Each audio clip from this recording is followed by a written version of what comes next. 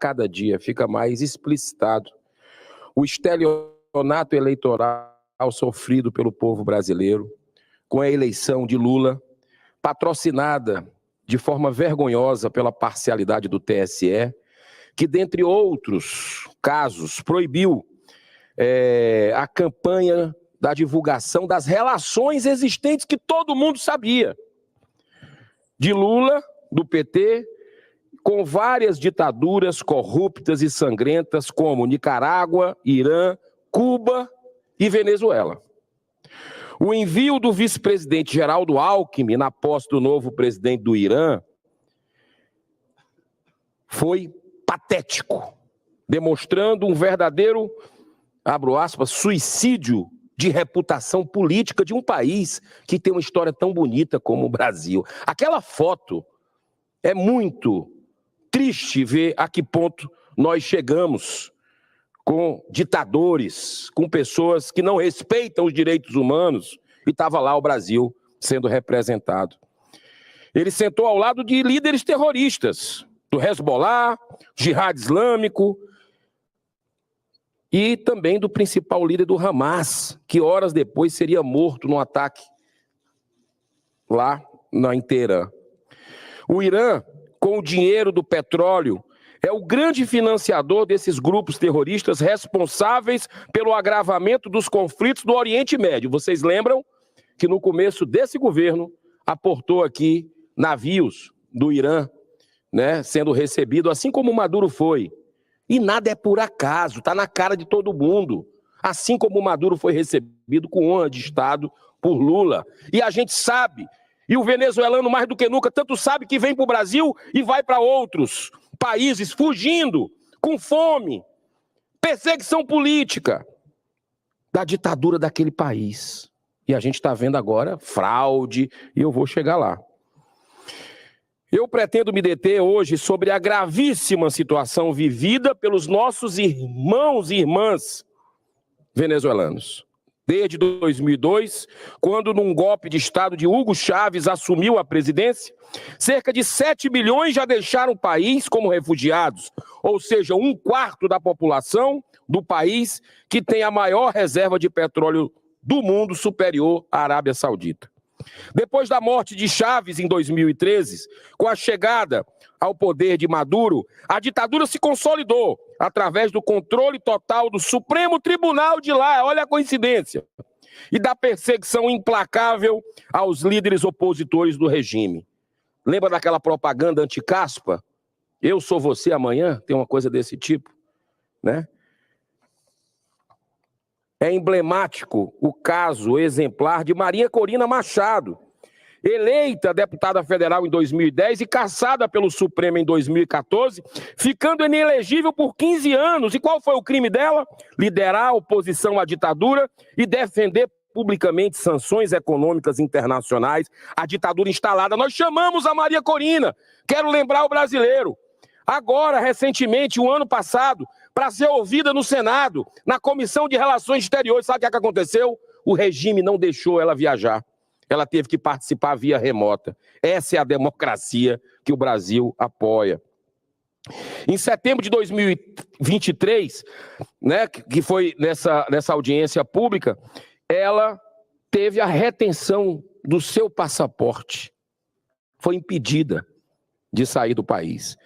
E mesmo impedida de concorrer nas últimas eleições, conseguiu unificar todas as oposições em torno do nome de Edmundo Gonzalez. Mesmo com 7 milhões de refugiados, a participação dos eleitores foi muito intensa, com a menor abstenção da história.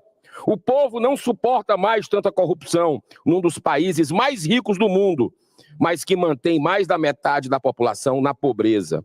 Em toda a campanha, era nítido o apoio da grande mídia, da população espontânea, né? A gente via isso, e maciça nos comícios da oposição. Muito diferente da frieza das ações da campanha de Maduro. Mas o primeiro grande sinal de suspeita do desvio da condução do processo eleitoral se deu com a proibição de observadores externos, vindo de vários países, inclusive parlamentares brasileiros. Todas as avaliações apontavam para uma grande vitória, com mais de 70% dos votos na oposição, para libertar a Venezuela da tragédia humanitária que vive aquele país. O Conselho Nacional Eleitoral, totalmente controlado pela ditadura de Maduro, com cerca de 80% das urnas apuradas, fez imediatamente a proclamação da vitória de Maduro. Adivinha qual percentual? 51%. Eu sou vocês amanhã. Brasil não pode ser a Venezuela amanhã, ou já é em alguns aspectos. Imediatamente, 7 países cujas embaixadas acompanharam todo o desenrolar do processo eleitoral declararam não reconhecer aquele resultado devido aos sinais evidentes de fraude. Fraude! Fraude! Foram eles a Argentina, Chile, Uruguai, Peru, Panamá, República Dominicana e Costa Rica. E mais recentemente, sabe o quê? Comunidade Europeia, Estados Unidos.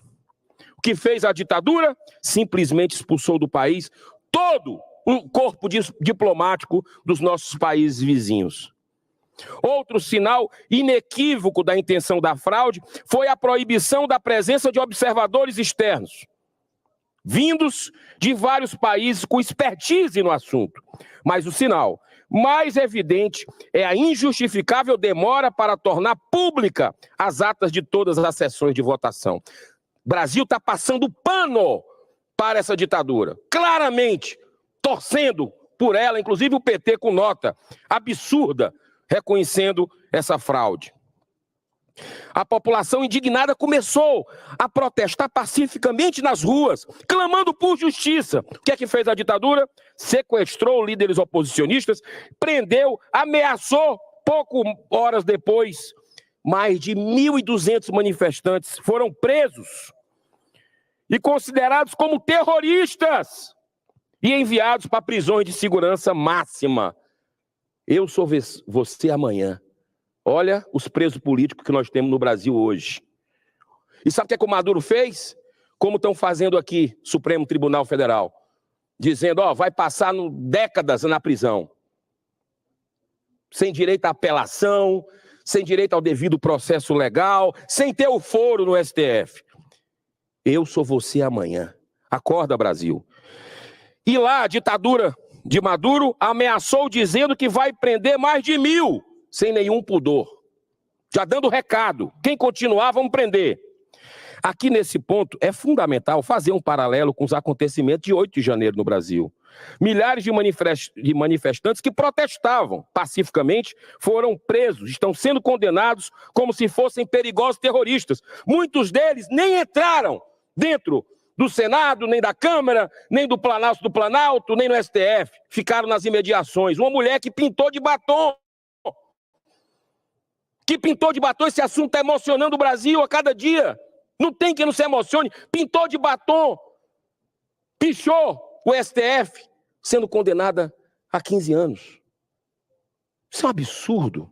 Isso é um absurdo. Meu Deus do céu, o que é que está acontecendo?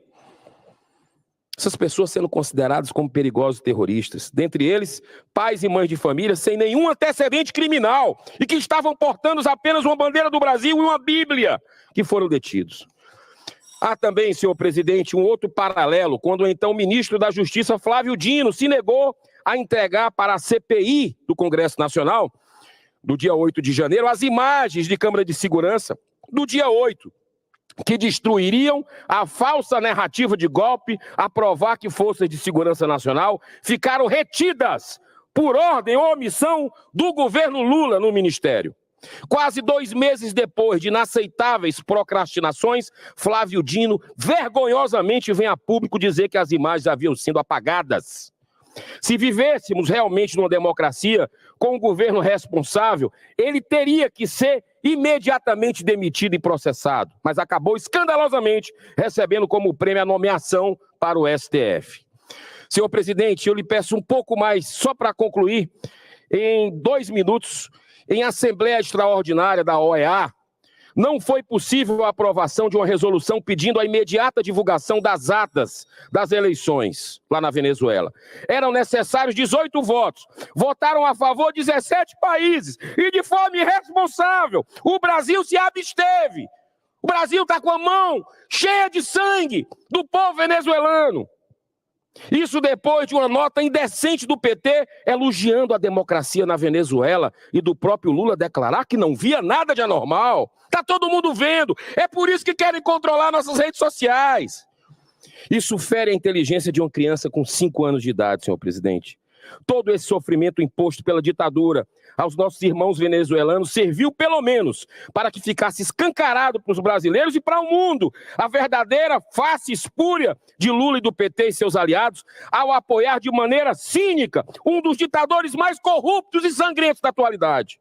Encerro com essas palavras de esperança ditas por Maria Corina em manifestação pacífica ontem em Caracas, que eu tive a oportunidade de visitar 25 anos atrás, quando não estava esse pandemônio acontecendo lá. Deus salve o Brasil, Deus proteja a nossa nação que caminha para essa ditadura. Mas olha a frase dela, senhor presidente. Abro aspas. Nunca fomos tão fortes como hoje. E o regime nunca foi tão fraco como hoje. Eles perderam toda a legitimidade. O mundo sabe disso. Essas eleições representam um marco a partir da qual começa a transição para a democracia na Venezuela. Que Deus proteja a Venezuela, que Deus proteja o Brasil, que a gente possa, de forma ordeira, pacífica e respeitosa, nos manifestar contra esse governo que passa pano para a ditadura. Muito obrigado, senhor presidente. Eu quero dar os parabéns a todos os brasileiros que, mais uma vez, ouviram aí os nossos avisos, os nossos recados, os nossos pedidos de fortalecer muito os partidos de centro-direita, e o balanço que eu faço aqui, que foi uma grande vitória da centro-direita em todo o Brasil. O PL sai muito fortalecido dessas eleições. Por onde eu ia, nas locais onde eu fui fazer campanha, o discurso era sempre o mesmo, de que o resgate do Brasil em 2026 começa agora, começa por 2024, nessas eleições municipais, e o resultado, sem dúvida alguma, foi fantástico, porque a gente está vendo alguns comentários, né, desses comentaristas políticos adorando sempre diminuir o tamanho do presidente Bolsonaro, e eu acho que ele foi o grande vitorioso nessas eleições, e eu provo com os números de como o nosso partido, o PL, cresceu. Óbvio que as pessoas votam nos indivíduos, né? Você que está me ouvindo agora, você tem simpatia por uma pessoa, por um candidato, e o partido que ele está é apenas um referencial para você. E eu tenho certeza que quando você vê um candidato do PL, você já considera, né, via de regra, lógico, há exceções, já considera que ali tem pessoas que vão defender as bandeiras conservadoras, de direita, fazer um bom trabalho de gestão junto à prefeitura, da mesma forma os vereadores que foram eleitos, e isso, sem dúvida alguma, nos dá um grande alento para 2026, porque eu tenho certeza que, a partir de agora, desse momento, a nossa luta começa lá no Congresso Nacional pela anistia a todos esses injustiçados do 8 de janeiro, e a gente tem a convicção de que vai conseguir fazer isso, talvez esse ano ainda, para que a gente, enfim, faça justiça a essas pessoas e também ao presidente Bolsonaro, que foi colocado numa situação de inelegibilidade de uma forma completamente injusta. Não preciso explicar para vocês aqui, vocês já sabem disso. Injusta demais. Não fez nada de errado, não roubou ninguém, não acharam dinheiro na sua cueca. Enfim, ele foi ali por uma conjuntura política a sua condenação, e é pela política que a gente vai resolver também a sua inelegibilidade, eu tenho certeza disso. Essa eleição também dá muitas lições para nós, porque não tem outro caminho, pessoal. Você pode não gostar de política, mas os problemas do nosso país, da nossa cidade, vão se resolver pela política, não adianta. E se você não vai votar, se você vota branco, nulo, então se você joga o seu voto fora, simplesmente você está passando a responsabilidade para outra pessoa, porque alguém vai sentar naquela cadeira de prefeito, alguém vai sentar naquela cadeira de vereador e vai tomar decisões que depois você vai ficar bravo, ou criticar. Fica só